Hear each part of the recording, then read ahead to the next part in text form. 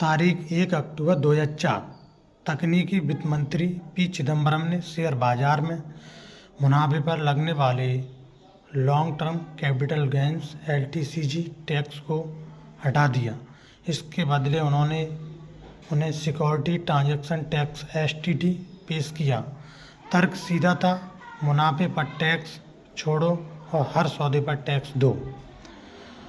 14 साल तक सब ठीक चल रहा था, लेकिन 2018 के बजट में तत्कालीन वित्त मंत्री अरुण जेटली ने LTCG टैक्स को दोबारा लागू किया।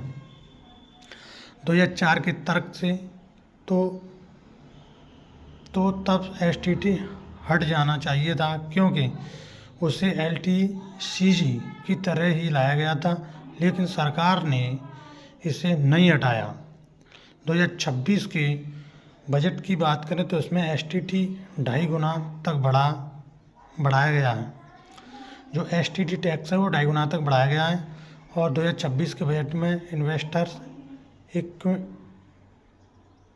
इम्यूनिटी को उम्मीद थी कि पिछले कुछ सालों में बढ़ाए गए STT और कैपिटल गेंस STCG और LTCG में कुछ राहत मिलेगी। ऐसा इसलिए क्योंकि पिछले 1.5 साल में मार्केट में सुस्ती है और विदेशी निवेशक लगातार अपने पैसे निकाल रहे हैं। लेकिन वित्त मंत्री निर्मला सीतारमण ने इसके a lot future and option trading पर STT को 2.5 गुना तक बढ़ा दिया। सरकार ने इस कदम के पीछे का तर्क रिटेल निवेशकों की सुरक्षा को बढ़ाया है। सेबी के डेटा के मुताबिक फ्यूचर एंड ऑप्शन ट्रेडिंग करने वाले 95% से ज़्यादा रिटेल ट्रेडर्स अपना पैसा गंवा देते हैं। ट्रेडिंग पर 150% तक टैक्स बढ़ा, जो कि फ्यूचर्स एंड ऑप्शन जो पहले STT था वो 0.02% था, और जो नया STT आया है वो 0.05%, और इसमें जो बढ़ोतरी हुई है वो 150% की हुई है। और ऑप्शंस प्रीमियम जो होता है उसमें 0.1%, जो अब बढ़ा दिया 0.15%, 0. मतलब 15%, और बढ़ोतरी हुई है इसमें 50% की। ऑप्शन एंड एक्सरसाइज जो होता है उसमें 0.125% जो पहले था, और अब इसे घटा दिया है 0.15%, जो एक्सरसाइज होती है ऑप्शन की। और इसमें जो बढ़ोतरी हुई है 20% की बढ़ोतरी हुई है, पहले बढ़ोतरी कम थी। तो ऑप्शन प्रीमियम क्या होता है? सौदा पक्का करने के लिए दी गई एडवांस फीस। जो ऑप्शन प्रीमियम होता है जो अभी बढ़ाया गया है 50%, तो वो सौदा पक्का करने के लिए दी गई एडवांस फीस होती है। जो एडवांस फीस लगती है आप जब कोई शेयर खरीदते हो उस पर, तो वो इस पर बढ़ा दी गई है। और ऑप्शन एक्सरसाइज में क्या है, ये भी 20% बढ़ाया गया है। तो इसमें समय आने पर उस सौदे को असलियत में पूरा करना, तो ये 20% इसमें बढ़ा दिया गया है। और यदि फ्यूचर में ट्रेडिंग टर्नओवर 1 करोड़ था तो 2,000 रुपये का STT लगता था। जैसे आप फ्यूचर एंड ऑप्शन में आपने 1 करोड़ रुपए लगाए ट्रेडिंग में, तो तब आप पे केवल 2,000 रुपये लगता था, और अब वो बढ़कर आपके 5,000 रुपये हो गया है। तो ये इसमें जो बढ़ोतरी हुई है वो 150% की हुई है फ्यूचर एंड ऑप्शन पे। हर ट्रांजैक्शन पर लगता है STT। आपने चाहे कितने भी ट्रांजैक्शन करे हो, सब पे STT लगेगा। जब भी आप शेयर बाज़ार में कोई शेयर खरीदते हो या बेचते हो, फ्यूचर एंड ऑप्शन में कोई सौदा करते हो, तो सरकार उस ट्रांजैक्शन पर फीस वसूलती है, उसे ही STT कहते हैं। कोई भी ट्रांजैक्शन करो या ख़रीदो या बेचो, तो उस पर जो फीस लगती है उसे STT या ट्रांजैक्शन फीस कहते हैं।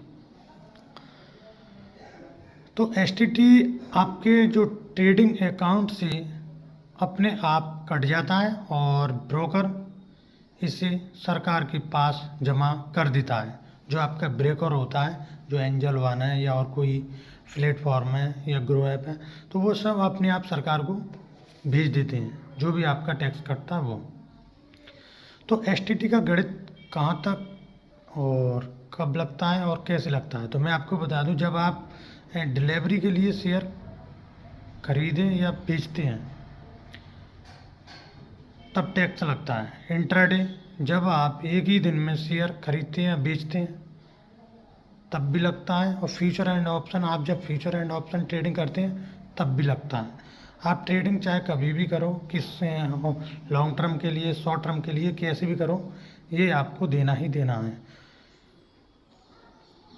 राजस्व सचिव बोले, कम अनुभवी निवेशक गवा रहे हैं पैसा। जो जिन्हें नॉलेज नहीं है, जो नए नए ट्रेडर हैं, वो अपना पैसा गंवा रहे हैं फ्यूचर एंड ऑप्शन में।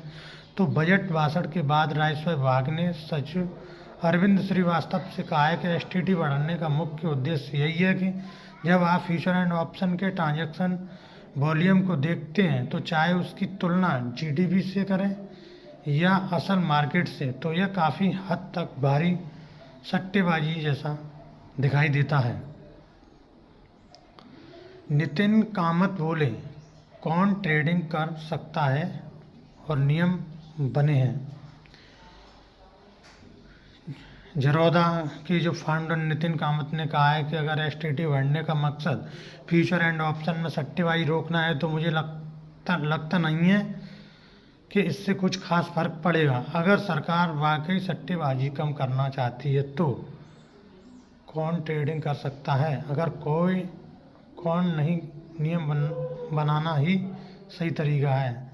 इससे ब्रोकरों और ट्रेडर्स के बीच की जो अनिश्चितता खत्म होगी और बार बार एसटीटी जो बढ़ाकर धीरे धीरे मारने से तो यह तरीका कई ज़्यादा बेहतर है। ब्रोकिंग फर्म का जो मुनाफा घट सकता है। जानकारों का मानना है कि यह बदलाव डिस्काउंट ब्रोकिंग और इकोनॉमिक सिस्टम पर असर डालेगा, क्योंकि जरोदा ग्रो जैसी जो प्लेटफॉर्म है उसका जो बिजनेस मॉडल ज़्यादा ट्रेडिंग वॉल्यूम, कम मार्जिन पर रिटेल और डेरिवेटिव्स पर टिका है और एसटीटी बढ़ने से वॉल्यूम घट सकता है जिससे मुनाफे पर असर पड़ेगा। वित्त मंत्री निर्मला सीतारमण ने जो 2025 में जो जरोदा का रेवेन्यू बढ़ा था वो 40% गिरकर 85,000 करोड़ रुपए रह गया है और एंजल वन का भी रेवेन्यू 25% से गिरकर 418 करोड़ रुपए पे और ग्रो का 17% से गिरकर 3901 करोड़ रुपए आ गया है। तो बिजनेस को डाइवर्सिफाई कर रही है ब्रोकिंग कंपनियां। बढ़ते टैक्स की वजह से ये कंपनियां अपनी कमाई के दूसरे रास्ते तलाश रही हैं। एंजल वन अब खुद को सिर्फ ब्रोकिंग तक सीमित न रखकर वेल्थ, क्रेडिट, इंश्योरेंस की तरफ ले जा रहा है।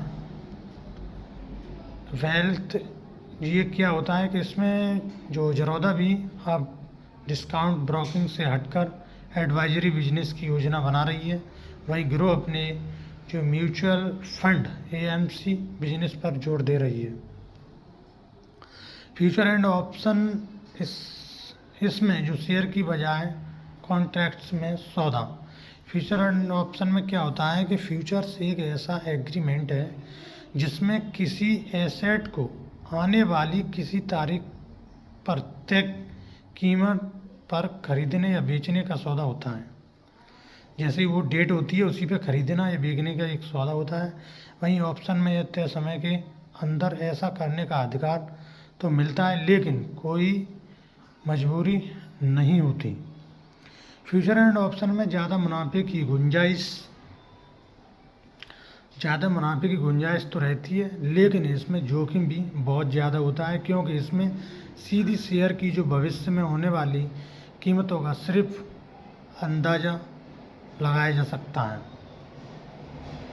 बजट के बाद सेंसेक्स 1546 अंक गिरकर 80,722 पर बंद हुआ है। बजट में जो एसटीटी बढ़ने की जो घोषणा होने के बाद 1 फरवरी को शेयर बाजार गिर कर बंद हुआ। इसमें सेंसेक्स 1540 अंक यानी कि करीबन 2% गिरा।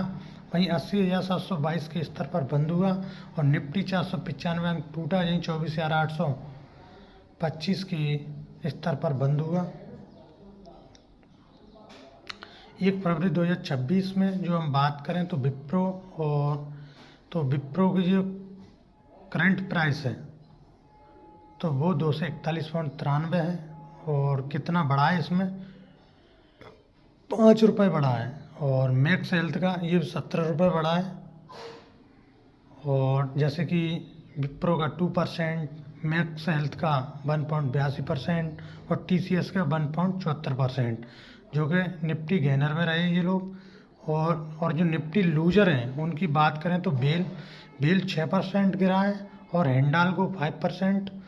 और ONGC की हम बात करें तो ये भी 5.5% गिरा है।